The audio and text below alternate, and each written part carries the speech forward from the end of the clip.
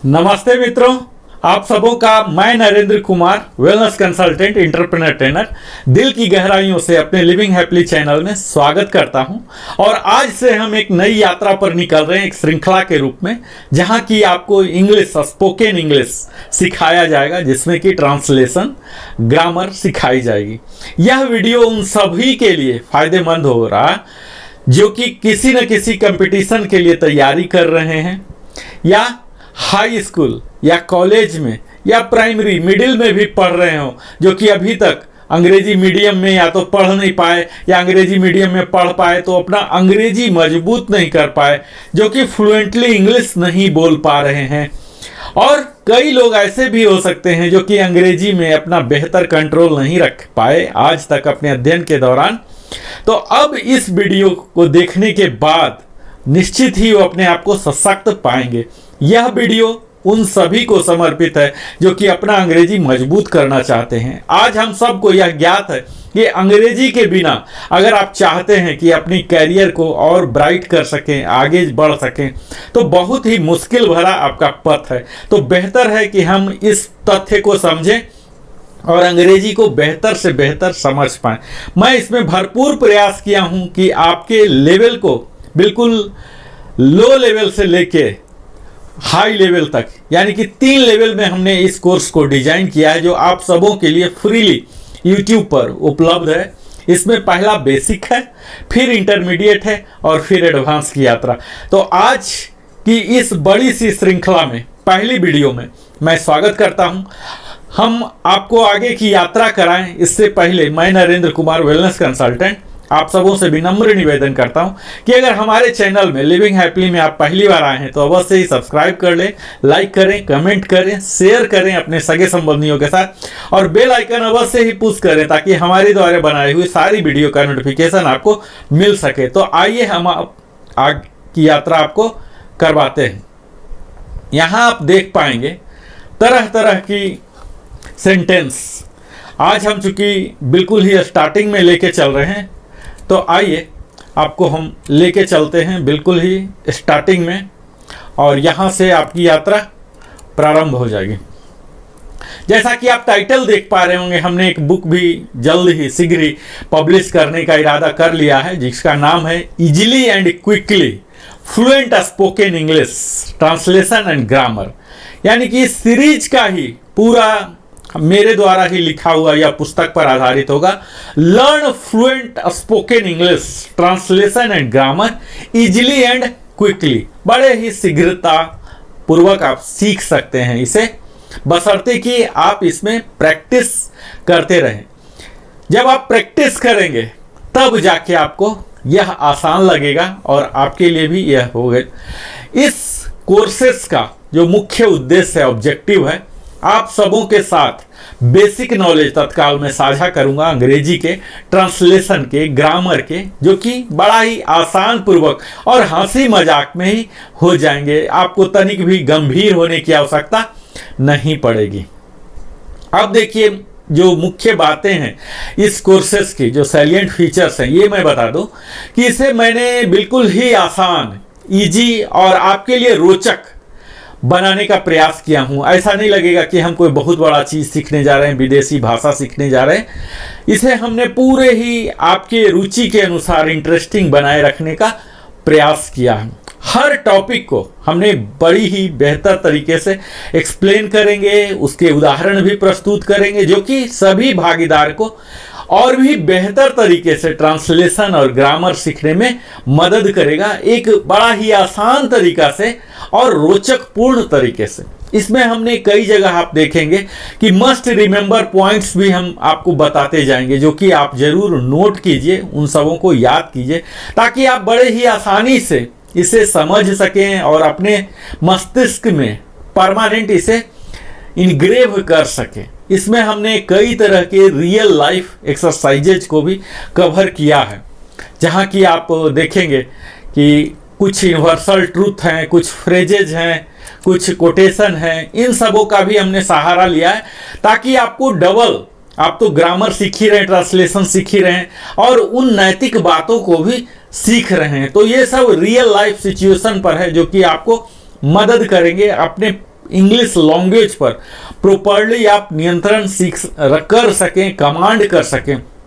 ये कन्वर्सेशन जो आपका स्किल है, एक दूसरे से बातचीत करने की कला जो है, कुशलता है, कम्युनिकेशन स्किल है, इसमें भी बहुत ही अधिक मात्रा में सुधार लाएगा। और इसी के लिए हमने कई तरह के टास्क भी दिए हैं जो कि वाइड, काफ़ी बेहतर, विस्तृत है और इंटरेस्टिंग है। इसमें कई तरह की आपको एक्टिविटीज करने होंगे, लिखने होंगे, बोलने होंगे, पढ़ने होंगे, ताकि आपको अपना जो कन्वर्सेशनल स्किल है, बातचीत करने की जो क्षमता है, वह बढ़ेगा। इसमें हमने कन्वर्सेशनल जो है कम्प्रीहेंसिव स्किल, यानी कि किसी भी चीज को पढ़ना, समझना, ये कम्प्रीहेंसिव स्किल है, इसको भी डेवलपमेंट में मदद करेगा। आप सब जानते होंगे कि हमारे जो कम्प्रीहेंसिव स्किल हैं, ये मुख्यतः 4 हिस्से के बने होते हैं: रीडिंग, राइटिंग, लिसनिंग और स्पीकिंग। रीडिंग में हमने कवर किया है, इस तरह का टेक्निक हमने इस्तेमाल किया कि आप कैसे फास्ट, तेजी से पढ़ सकते हैं और समझ सकते हैं, उसको प्रॉपरली समझ सकते हैं, करेक्टली और तेजी से भी। राइटिंग की बात जहां तक है, तो कैसे लिखना है, आपको तेजी से लिखना है और सही सही स्पेलिंग भी लिखना है, इन बातों पर भी यहां जोर दिया गया है। लिसनिंग है, लिसनिंग के लिए आपको गौर से कैसे सुनना है, कैसे बैठना है, किस पोजीशन में रहना है, किस मुद्रा में रहना है, ताकि आप बेहतर से ध्यानपूर्वक सुन सकें और सुनने के बाद न कि सिर्फ सुनना, उन सारी महत्वपूर्ण तथ्यों को नोट करते भी जाना, ये सब सिखाया जाएगा। जहां स्पीकिंग है, स्पीकिंग में आपको सही प्रोनाउंसिएशन, फ्लुएंटली बोलने के लिए कैसे आप इंप्रेस कर सकते हैं सामने वाले को, जिससे आप कम्युनिकेट करते हैं। अल्टीमेटली आप अपनी कम्युनिकेशन को इफेक्टिव कैसे बना सकते हैं, इन सारे टेक्निक का यहाँ चर्चा किया गया है। इसमें आपको प्रैक्टिकल प्रैक्टिसेस भी दिए जाएंगे जो कि वीडियो बेस्ड लर्निंग है। ये आपको पर्याप्त मात्रा में अभ्यास कराएगा स्पोकन इंग्लिश ट्रांसलेशन में, ग्रामर में, और यहाँ कंप्रीहेंसिव भी है और कंपोजिशन भी है। आप स्वयं कंपोजिशन कर सकते हैं, ऐसे राइटिंग कर सकते हैं, लेटर राइटिंग, ये तमाम। यहाँ हमने भाषा एंग्लो इंडियन लैंग्वेज, जैसा कि आप देख ही पा रहे होंगे, मैं हिंदी में बात करके आपको इंग्लिश सिखा रहा हूँ, ताकि यह जो बेसिक है, बिल्कुल अगर मैं पहला दिन से ही इंग्लिश ही बोलने लग जाऊँ तो जो इंग्लिश जान ही नहीं रहे वो कैसे समझ पाएंगे। तो निश्चित है हमने हिंदी का सहारा लिया, यह मानते हुए कि हमारे जो पार्टिसिपेंट हैं वो हिंदी अच्छी तरह से जान रहे हैं। हिंदी के माध्यम से हमने एंग्लो इंडियन लैंग्वेजेस का इस्तेमाल किया है पूरे वीडियो में, जो कि सबको मदद करेंगे, एक रोचकता भी रहेगा। हम आपके सलाह के लिए सदैव आपको वेलकम करते हैं। अगर कोई आपकी सलाह है इस कोर्सेस को और बेहतर करने के लिए, तो आप हमारे वीडियो से इसमें कमेंट सेक्शन में आप लिख सकते हैं, जिसे मैं एक्नॉलेज करूंगा, जवाब भी दूंगा। अब मैं आता हूं इस भूमिका के बाद जो वाक्य होते हैं, सेंटेंस, इनकी क्या बनावट होती है, स्ट्रक्चर ऑफ सेंटेंस। तो जैसा हम सबको यह मालूम होना चाहिए कि वाक्य क्या है, सेंटेंस क्या है, तो ये ग्रुप ऑफ वर्ड्स हैं जो कि एक्सप्रेस करते हैं कंप्लीट थॉट, अपने आप में संपूर्णता होनी चाहिए। यह शुरुआत होते हैं, कोई भी सेंटेंस जब आप लिखेंगे तो कैपिटल लेटर से होगा, ठीक है, स्मॉल लेटर से नहीं होगा। और इसका जो फिनिशिंग होता है, एंडिंग जो होते हैं, वो फुल स्टॉप से हो सकते हैं, या एक्सक्लामेशन मार्क से हो सकते हैं, या क्वेश्चन मार्क से हो सकते हैं। यह तो सेंटेंस के बारे में हो गए। अब किसी भी सेंटेंस का आप एग्जाम्पल देख लीजिए, जैसे हमने यहाँ लिखा है, they are running on the road, these girls are playing in the field, Geeta is playing tennis, they are running, the cows are grazing in the field. इस तरह से कोई भी सेंटेंस, ये सब सेंटेंस हुए क्योंकि यहां इनका क्लोजिंग प्रॉपर हो रहे हैं। वर्ड ऑर्डर को जब हम सेंटेंस सीखते हैं मित्रों, तो यहां वर्ड को, जो शब्द हम इस्तेमाल करने जा रहे हैं, सही क्रम में रखना होता है, और यही असली कला है। सिंटैक्स के दौरान हम आपको सिखाएंगे कि किस तरह से इसे सीक्वेंसिंग करेंगे। अगर उसी वर्ड्स को अगर आप जंबल कर दे रहे हैं, तब आपको सही अर्थ नहीं मिल पाएगा। तो यहां हमें करेक्ट वर्ड ऑर्डर भी सीखना है। यूजुअली एक पार्टिकुलर वर्ड ऑर्डर होते हैं, स्पेशल स्ट्रक्चर होते हैं, जिसे स्पेसिफिक सिंटैक्स के द्वारा रेगुलेट होते हैं, जहां कि हर वीडियो में, हर टॉपिक पे मैं आपको सिंटैक्स भी बताऊंगा। और यही अगर इम्प्रॉपर वर्ड ऑर्डर है, तो फिर ये सेंटेंस नहीं बन पाएगा, ये जंबल बन पाएंगे। इसके बाद हम यह देखेंगे कि एक सेंटेंस के कौन कौन से तत्व होते हैं, कंपोनेंट्स क्या हैं। तो सबसे पहला तो सब्जेक्ट होते हैं। यह सब्जेक्ट वही है जो किसी वस्तु, व्यक्ति या स्थान का नाम हो सकते हैं, या कोई जिसके बारे में हम यूजुअली बात कर रहे हैं। और दूसरा हिस्सा होता है जिसे प्रेडिकेट कहते हैं, जिसके बारे में सब्जेक्ट बात करता है, जो हम कह रहे हैं उस सब्जेक्ट के बारे में। जो सब्जेक्ट है करने वाला है, करता है, और वो क्या कर रहा है, क्या कह रहा है, वही हो गया प्रेडिकेट, जो दूसरा हिस्सा। सब्जेक्ट एंड प्रेडिकेट, यहां देखिए कि सब्जेक्ट का है रोहन, अब प्रेडिकेट है इज एन एक्सेलेंट सिंगर। उसी सब्जेक्ट के बारे में, उसी कर्ता के बारे में आप क्या कहना चाह रहे हैं, तो कंप्लीट हिस्सा प्रेडिकेट कहलाता है। दूसरा उदाहरण देखिए, वी आर रिच, हम लोग धनी हैं।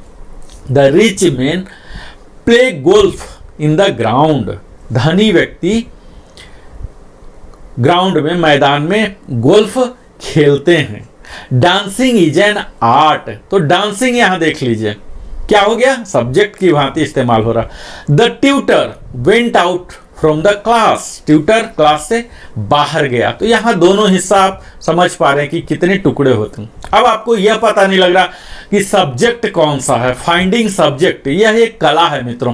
तो सब्जेक्ट यूजुअली क्या होते हैं, ये सबसे पहले होते हैं, लेकिन कई बार आप देखेंगे कि ये प्रेडिकेट के बाद भी आते हैं। तो आपको कैसे पता करना, तो इसके लिए मैं आपको टैक्टिस बता दूं कि सब्जेक्ट कैसे फाउंड करते हैं। तो आप अपने आप से ही पूछिए कि कौन है, हु या क्या है, व्हाट इज डूइंग समथिंग, जो बात हो रही है वो करने वाला कौन है, कोई क्या है, या फिर किसके बारे में या किस चीज के बारे में कहा जा रहा है। वही विषय वस्तु के बारे में जो कहा जा रहा है आगे चल के वही सब्जेक्ट होगा।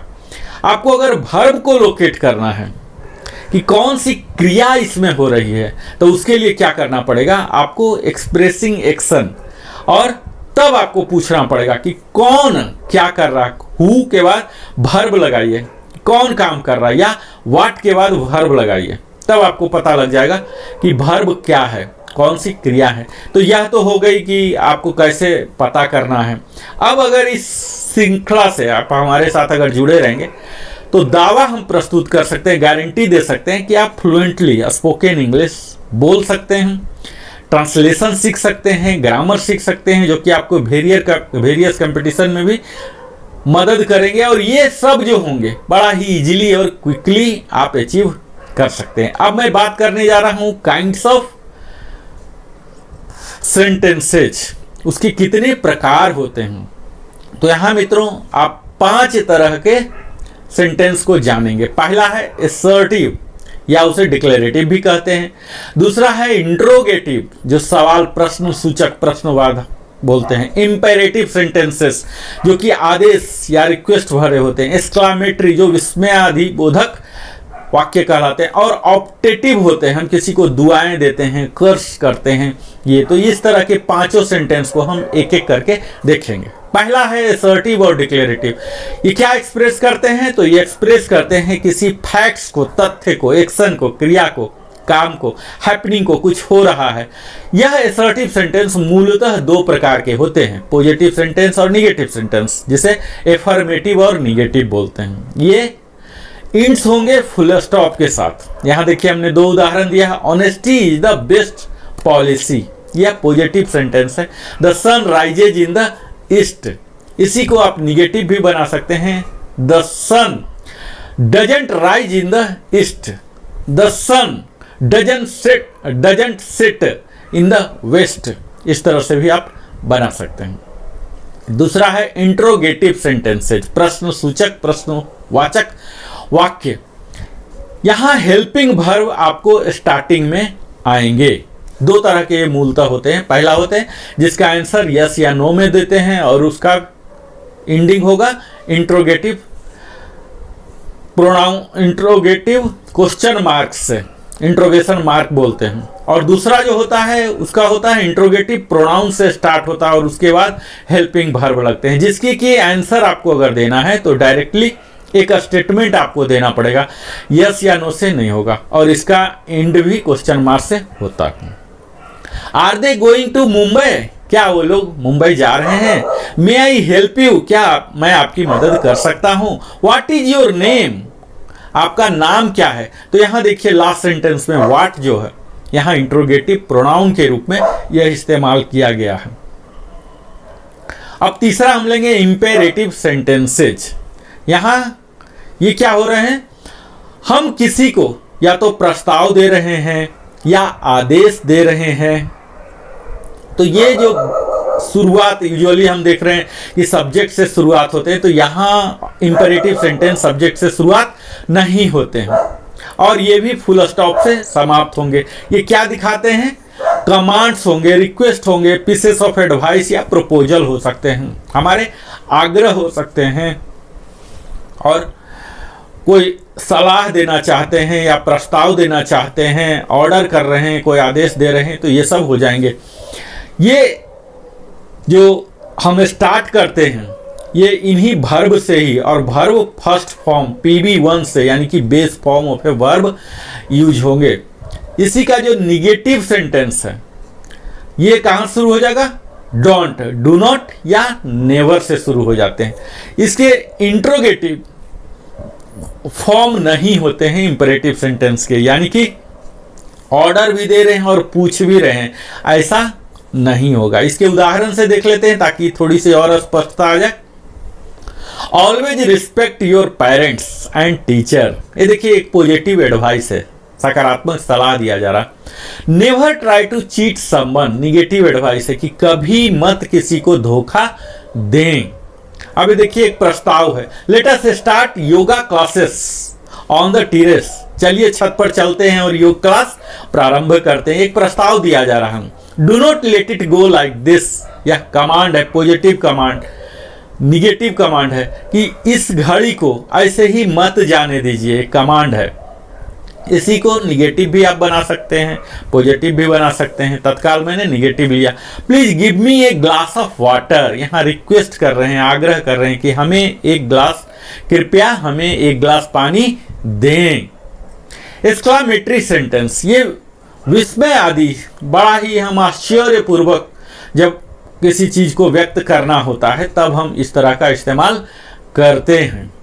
सेंटेंस क्या होता है, अपना इंट्रोगेटिव स्ट्रक्चर, ये मूलतः आपको देखने से लगेगा कि प्रश्न सूचक जैसा ही है, इंट्रोगेटिव स्ट्रक्चर जैसा ही लगेगा, लेकिन वो अपना जो मूल प्रवृत्ति है वो खो देता है। और इसी को थोड़ा सा स्लाइटली मॉडिफिकेशन के बाद ये मोर और लेस आपको लगेगा असर्टिव सेंटेंस जैसा बन जाते हैं, इंट्रोगेटिव से असर्टिव टाइप का बन जाते हैं। ये फुल होते हैं या पार्ट में भी हो सकते हैं। इफेक्ट होते हैं इसके सडन स्ट्रॉन्ग इंफॉर्मेशन, स्ट्रॉन्ग, कोई मर गया, कोई जी गया, कोई जीत गया, कोई हार गया, इस तरह से इसके सडन स्ट्रॉन्ग इमोशन वाले होंगे और ये एक्सक्लामेशन मार्क्स के द्वारा इंड होते हैं। उदाहरण से देखते हैं, how beautiful is the movie, interrogative है ये, जैसा कि मैंने बताया कि इंट्रोगेटिव टू एक्सक्लामेशन बहुत थोड़ी सी ही फासला है। देखिए सेम वर्ड इस्तेमाल हुए, ओनली सीक्वेंसिंग का वर्ड ऑर्डर चेंज हो गया। How beautiful is the movie, कितना सुंदर है यह मूवी, हम किसी से पूछ रहे हैं और यही एक्सक्लामेशन के बोल रहे हैं, हाउ ब्यूटीफुल द मूवीज। जो पिक्चर देख के आया है वो बड़ा ही आश्चर्यपूर्वक बता रहा है, अरे बड़ा ही मस्त पिक्चर था। इसका मतलब यह हुआ कि बड़ा ही सुंदर था, कितना अच्छा था, इतना सुंदर था, ऐसा बोल रहा। What nonsense is it, interrogative ये पूछ रहा है क्या नॉनसेंस है यह। इसी का आंसर के रूप में एक्सक्लामेशन विस्मय आदि बोधक के रूप में दिया रहा है, व्हाट नॉनसेंस इट इज, क्या ये नॉनसेंस, बड़ा ही एक्सक्लेमेशन के रूप में दिया जा रहा। तो यहाँ आप सीक्वेंस देखेंगे, लास्ट जो सेंटेंस होते हैं, वाक्य होते हैं ऑप्टेटिव सेंटेंस। ये विशेष, हम किसी को प्रार्थना करते हैं यही ऑप्टेटिव सेंटेंस में इस्तेमाल होते हैं। जैसे मे गॉड ब्लेस यू, किसी को आशीर्वाद देना हो तो हम कहते हैं मे यू लिव लॉन्ग, आप दीर्घायु बने। इस तरह की जो हम विशेष देते हैं, शुभ कामनाएं देते हैं, इस तरह के सेंटेंस ऑप्टेटिव सेंटेंस में कवर होते हैं। तो अभी तक हमने पांचों सेंटेंस को देख लिया। यहाँ आप देखेंगे समरी में हमने असर्टिव और डिक्लेरेटिव सेंटेंस देखा, जहाँ की फैक्ट, एक्शन, हैपनिंग, एफर्मेटिव और निगेटिव सेंटेंस इस्तेमाल। दूसरा हमने इंट्रोगेटिव सेंटेंस देखा, जहां की हम क्वेश्चन कर रहे हैं, पूछ रहे हैं। ये मूलतः दो तरह के होते हैं, यस नो या फिर क्वेश्चन वर्ड वाले। और इंपेरेटिव सेंटेंस जहां की हम कोई कमांड दे रहे हैं, रिक्वेस्ट कर रहे हैं या एडवाइस दे रहे हैं, प्रस्ताव दे रहे हैं। और चौथा हमने देखा एक्सक्लामेटरी सेंटेंस, जो कि आश्चर्यपूर्वक हम कोई स्ट्रॉन्ग इमोशन को प्रकट कर रहे हैं। और पांचवा अंतिम देखा ऑप्टेटिव सेंटेंस, जहां की अपने विशेष को रिप्रेजेंट कर रहे हैं। अगला हम देखते हैं टाइप्स ऑफ सेंटेंसेज, कितने उनके हिस्सा है, कितने प्रकार हैं सेंटेंसेज के।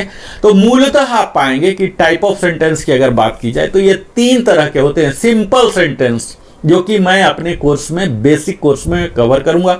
दूसरा है कंपाउंड सेंटेंस, जो कि थोड़ा सा जटिल होते हैं, इंटरमीडिएट कैटेगरी का। और कॉम्प्लेक्स, बहुत ही जटिलतम है, ये एडवांस कैटेगरी में मैं कवर करूंगा। एक एक करके हम देख लेते हैं कि किस प्रकार की इनकी क्या क्या फीचर्स होती है। तो सिंपल सेंटेंस जो बेसिक में आते हैं, इनका एक ही सब्जेक्ट होगा, एक ही प्रेडिकेट भी होगा। हमने देखा कि क्या सब्जेक्ट होता है, क्या प्रेडिकेट होते हैं।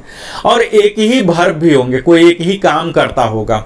और एक ही मेन क्लाउज भी होगा और एक ही प्रिंसिपल क्लाउज होगा।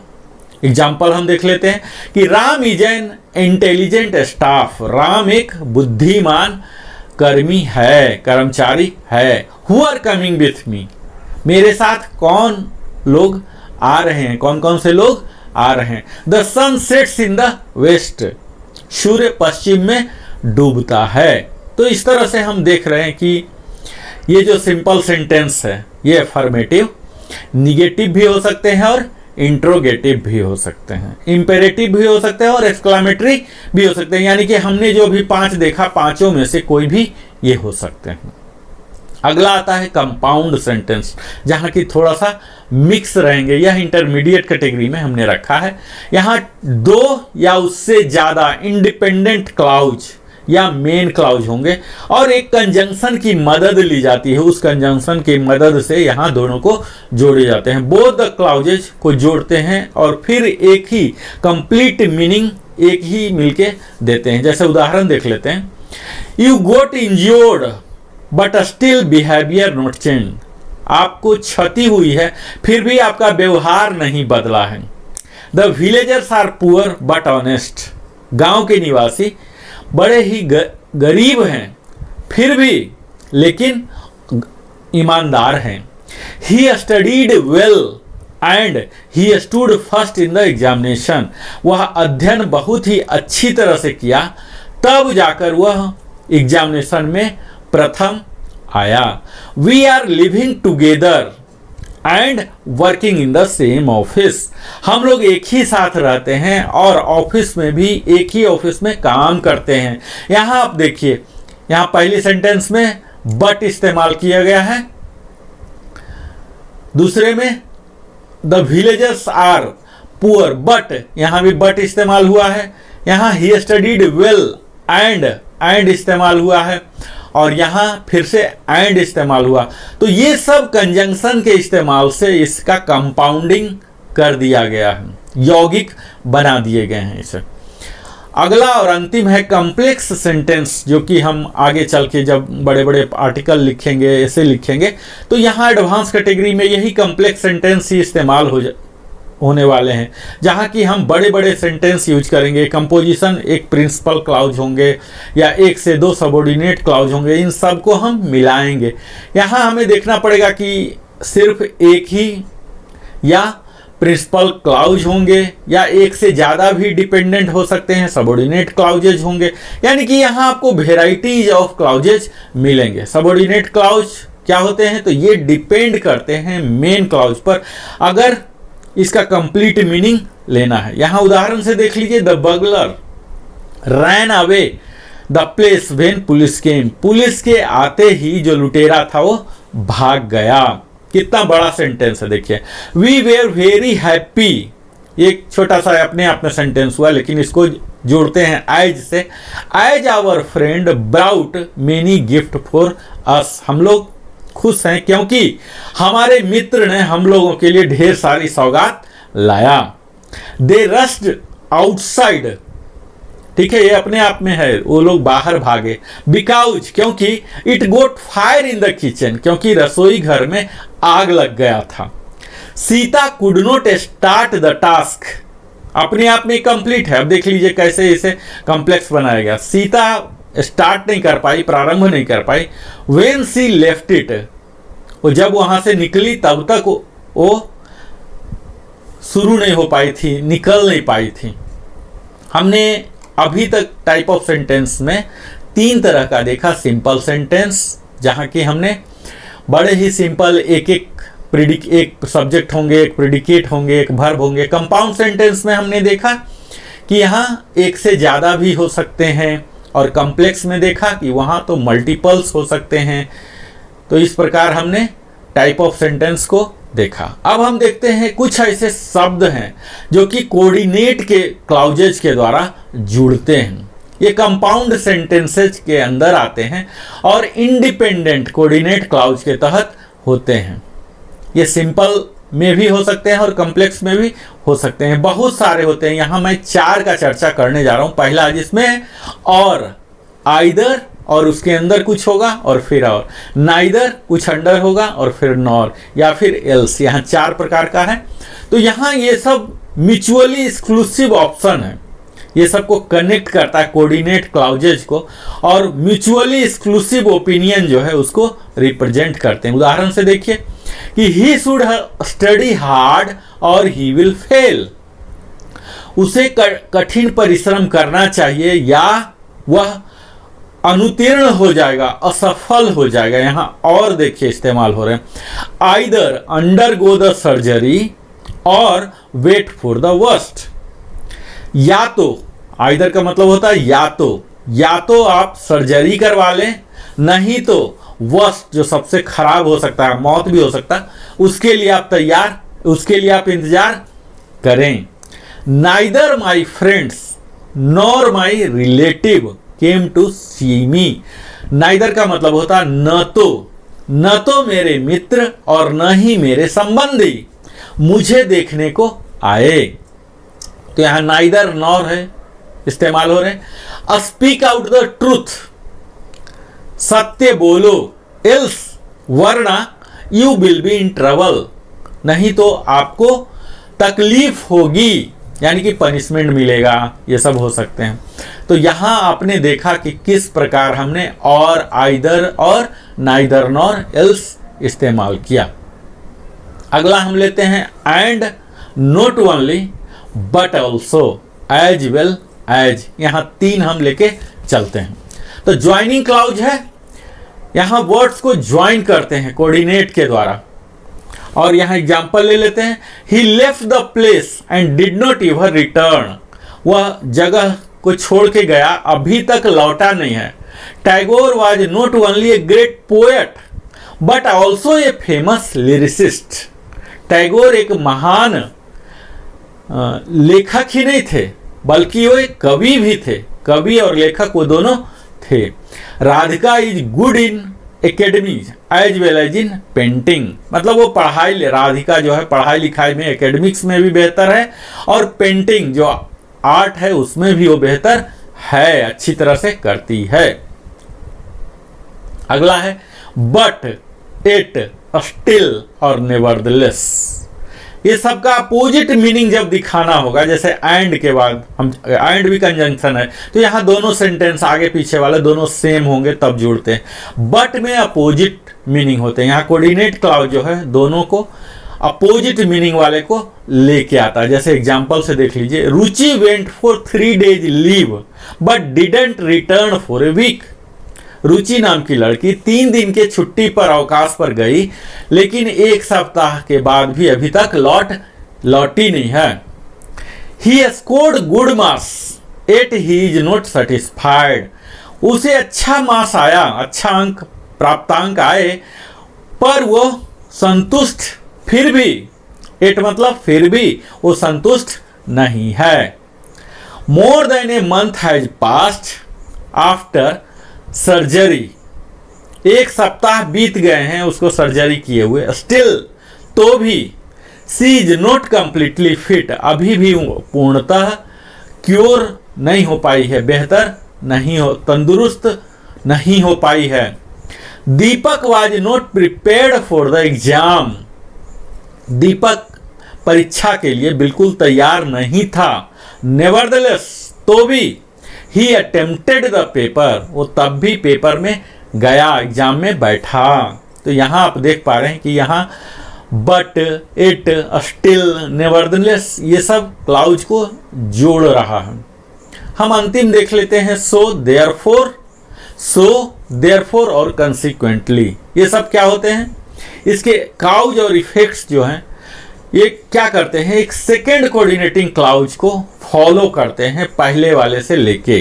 जैसे एग्जांपल ले लेते हैं, Poonam was not well so she did not come to the party, Poonam इतनी अच्छी नहीं थी हेल्थ वाइज, इसी कारण से वो पार्टी में नहीं आई। सो मतलब इस प्रकार। Daddy had a meeting yesterday, daddy कल, बीता हुआ कल एक मीटिंग था, बैठक था। देयरफॉर इसीलिए, ही केम लेट, बैठक में होने के कारण, बैठक का प्लानिंग था इसलिए वो देर से पहुंचे। अंकित वाज ए ब्रिलियंट स्टूडेंट, वो बड़ा ही कुशाग्र बुद्धि वाला विद्यार्थी था अंकित। कंसिक्वेंटली इसी वजह से ही गोट ए गुड जॉब, उसे अच्छा नौकरी मिला। तो यहाँ आप देख पाएंगे कि सो, देयरफॉर, कंसिक्वेंटली क्लाउजेज को जोड़ता है, वो कारण बताता है, काउजेज या इफेक्ट उसके क्या आए हैं इसकी बात करता है। तो आज का ये पहला वीडियो आप सबों को काफ़ी अच्छा लगा होगा, जैसा भी लगा आप कमेंट के जरिए पूछिए, बताइए। अगर हमारे चैनल को पहली बार आए हैं तो अवश्य ही सब्सक्राइब करें, हमारा भी हौसला अफजाया होगा। कमेंट करें और अपने सगे संबंधियों के साथ साझा करें और बेल आइकन भी पुश करें। आप अपने जीवन का बहुत बहुमूल्य समय हमारे साथ देते हैं, इसके लिए नरेंद्र कुमार वेलनेस कंसल्टेंट हृदय की गहराई से आपका स्वागत करता हूं और फिर मिलूंगा अगले वीडियो में। तब तक जय हिंद।